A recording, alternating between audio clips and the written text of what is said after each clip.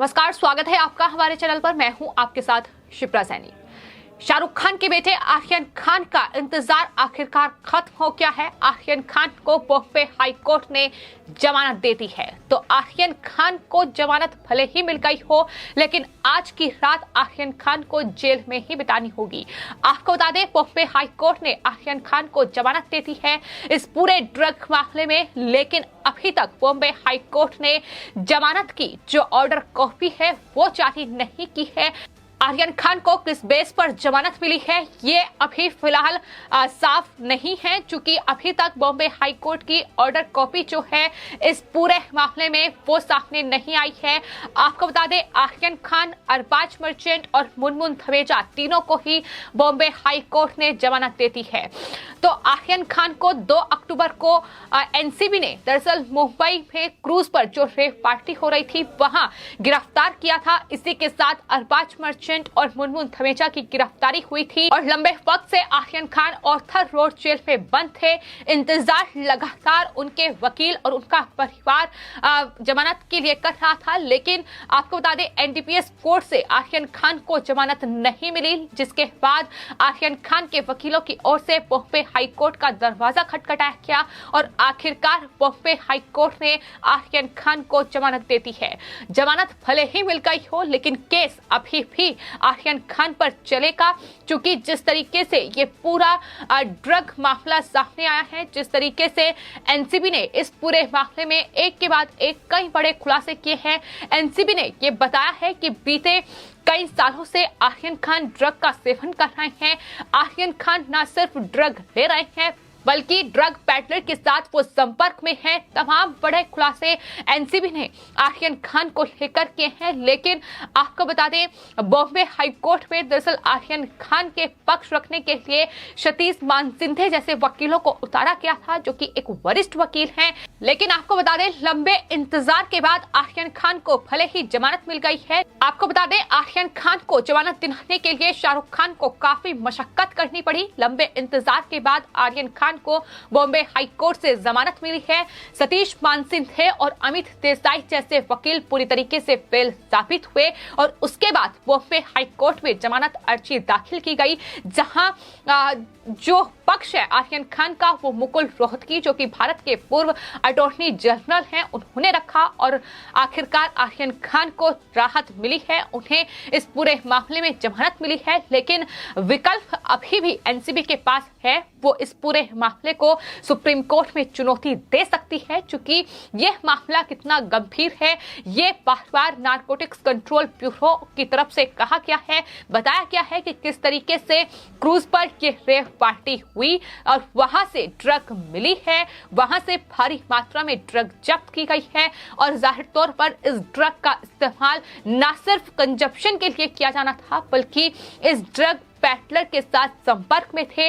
Drug की तस्करी का ये पूरा मामला था। ये साफ तौर पर एनसीबी की ओर से बार बार कहा गया है। साफ तौर पर जनता का यही कहना है कि जब सतीश मानसिंघे जैसे वकील शाहरुख खान ने उतार दिए हैं, तो फिर ये अपेक्षा करना कि आर्यन खान को जमानत नहीं मिलेगी ये बेवकूफी होगा। ये साफ तौर पर महाराष्ट्र की जनता भी कह रही है, क्योंकि लगातार इस पूरे मामले में ये देखा गया है कि किस तरीके से आर्यन खान को बचाने के लिए शाहरुख खान ने एड़ी चोटी तक के जोर लगाए हैं। फिर चाहे वो सतीश मानसिंघे हो या अमित देसाई जैसे वकील हो, उन्हें सबसे पहले हायर किया गया। एनडीपीएस कोर्ट में आर्यन खान को जमानत नहीं मिल पाई, उनकी दलीलें काम नहीं आ पाई और आखिरकार बॉम्बे हाई कोर्ट से ही आर्यन खान को इस पूरे मामले में जमानत मिली है। लेकिन मुश्किलें कम नहीं हुई है। आपको बता दें आर्यन खान पर अभी भी ये केस चलेगा, पूछताछ उनसे आने वाले वक्त में हो सकती है और जिस तरीके से अभी भी ये पूरा ड्रग कनेक्शन गहराया हुआ है बॉलीवुड में, जांच नारकोटिक्स कंट्रोल ब्यूरो करेगी। अनन्या पांडे पर जांच अभी भी जारी है, उनसे पूछताछ जरूर होगी। इसके अलावा भी कई ऐसे स्टार किड हैं जो एनसीबी के शिकंजे में आ सकते हैं। तो भले ही आर्यन खान को राहत मिल गई हो, लेकिन आज की रात उन्हें जेल में ही काटनी होगी। अभी तक बॉम्बे हाई कोर्ट ने इस पूरे फैसले को लेकर जो ऑर्डर ऑर्डर कॉपी है वो जारी नहीं की है। कल तक बॉम्बे हाई कोर्ट इस पूरे फैसले पर अपना आदेश जारी करेगी और उसके बाद माना जा रहा है कि कल या फिर शनिवार तक आर्यन खान जेल से छूटेंगे। लेकिन इसी के साथ आपको बता दें, अरबाज मर्चेंट जो कि आर्यन खान के दोस्त हैं, जिनके पास से ड्रग मिली थी और इसके अलावा मुनमुन धमेजा की गिरफ्तारी हुई थी, उन्हें भी बॉम्बे हाई कोर्ट ने जमानत दे दी है। आपको बता दें, बॉम्बे हाई कोर्ट में लगातार 3 दिन तक आर्यन खान की जमानत याचिका पर सुनवाई चली, जिसमें अरबाज मर्चेंट और मुनमुन धमेजा की जमानत याचिका भी शामिल थी। और तमाम जो दलीलें हैं वो न सिर्फ आर्यन खान के बचाव में उनके वकीलों की ओर से रखी गई, बल्कि इसके अलावा आपको बता दें, आज जब एनसीबी ने कोर्ट में दलीलें दी तो साफ तौर पर यह कहा कि दरअसल वो आर्यन खान की जमानत नहीं चाहते हैं। एनसीबी इससे पहले भी ये साफ कर चुकी है कि अगर आर्यन खान को इस पूरे मामले में जमानत मिलती है तो जाहिर तौर पर एक गलत मैसेज जो है वो जनता तक पहुंचेगा। एक गलत मैसेज जो है वो कहीं ना कहीं उन लोगों तक पहुंचेगा जिनकी गिरफ्तारी इस पूरे मामले में एनसीबी ने की है। और कहीं ना कहीं इससे पहले चाहे रिया चक्रवर्ती की जमानत हो या फिर इसके अलावा जो दीपिका पादुकोण और तमाम बॉलीवुड के स्टार से पूछताछ इस पूरे ड्रग कनेक्शन में की गई है और जिस तरीके से उन्हें राहत मिली है, उसका ही नतीजा है कि आज एक के बाद एक ये तमाम ड्रग कनेक्शन बॉलीवुड में सामने आ रहे हैं। बड़े खुलासे हो रहे हैं कि किस तरीके से बॉलीवुड जो है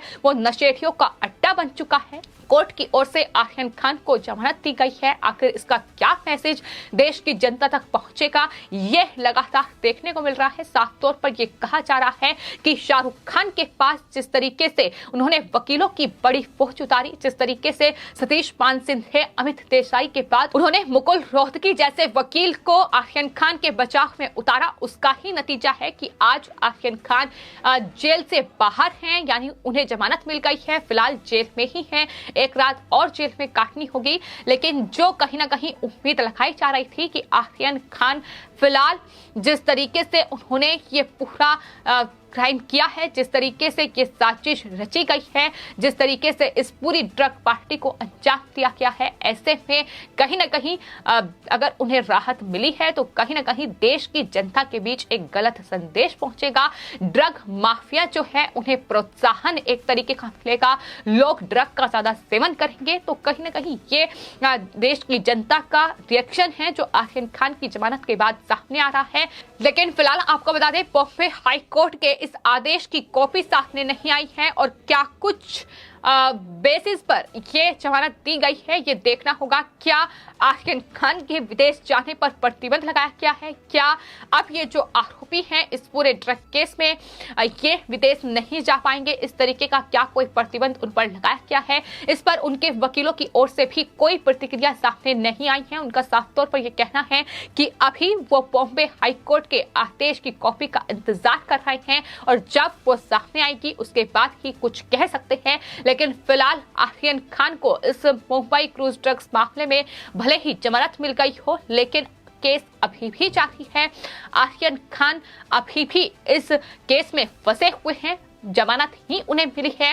हालांकि आपको बता दें, इस पूरी सुनवाई के दौरान एएसजी अनिल सिंह जो कि एनसीबी की ओर से पेश हुए, उनकी तरफ से ये साफ तौर पर कहा गया था कोर्ट में कि दरअसल एनडीपीएस के मामलों में उदारवादी रवैया ना दिखाया जाए।